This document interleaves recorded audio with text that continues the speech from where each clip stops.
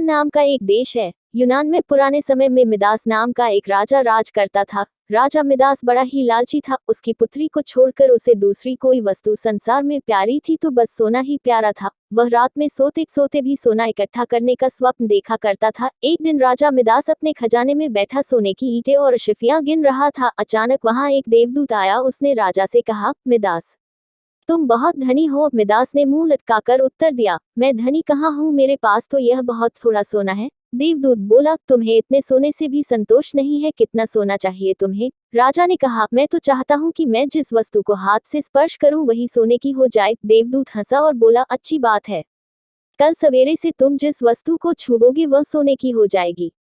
उस दिन और रात में राजा मिदास को नींद नहीं आई। वह सुबह उठा, उसने एक कुर्सी पर हाथ रखा, वह सोने की हो गई। एक मेज को छुआ, वह सोने की बन गई। राजा मिदास प्रसन्नता के मारे उछलने और नाचने लगा। वह पागलों की भांति दौड़ता हुआ अपने बगीचे में गया और पेड़ों को छूने लगा। फूल, पत्ते, डालियां, गमले छुए, सब सोने के हो गए। सब चमाचम चमकने लगा। मिदास के पास सोने का पार नहीं रहा।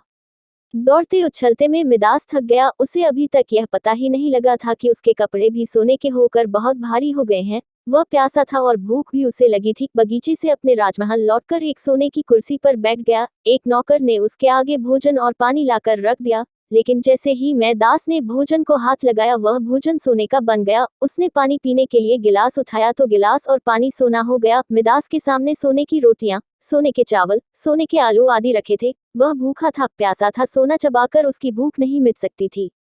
मिदास रो पड़ा। उसी समय उसकी पुत्री खेलते हुए वहां आई। अपने पिता को रोते हुए देखकर पिता की गोद में चढ़कर उसके आंसू पहुंचने लगी। मिदास ने पुत्री को अपनी छाती से लगा लिया, लेकिन अब उसकी पुत्री वहां कहाँ थी? गोद में तो उसकी पुत्री की सोने की इतनी वजनी मूर्ति थी कि उसे वह गोद में उठाए भी नहीं रख सकता था। बेचारा मिदास सिर पीट पीट कर रोने लगा। देवता को दया आ गई, वो फिर प्रकट हुआ। उसे देखते ही मिदास उसके पैरों पर गिर पड़ा और गिड़गिड़ाकर प्रार्थना करने लगा, अपना वरदान वापस लौटा लीजिए। देवता ने पूछा, मिदास, अब तुम्हें सोना नहीं चाहिए, अब बताओ, एक गिलास पानी मूल्यवान है या सोना? कपड़ा, रोटी मूल्यवान है या सोना? मिदास ने हाथ जोड़कर कहा, मुझे सोना नहीं चाहिए। मैं जान गया हूँ कि मनुष्य को सोना नहीं चाहिए। सोने के बिना मनुष्य का कोई काम नहीं अटकता। एक गिलास पानी और एक टुकड़े रोटी के बिना मनुष्य का काम नहीं चल सकता। अब सोने का लोभ नहीं करूंगा। देवदूत ने एक कटोरे में जल दिया और कहा, इसे सब पर छिड़क दो। मिदास ने वह जल अपनी मेज पर, कुर्सी पर, भोजन पर, पानी पर और बगीचे के पेड़ों पर छिड़क दिया। सब पदार्थ पहले जैसे थे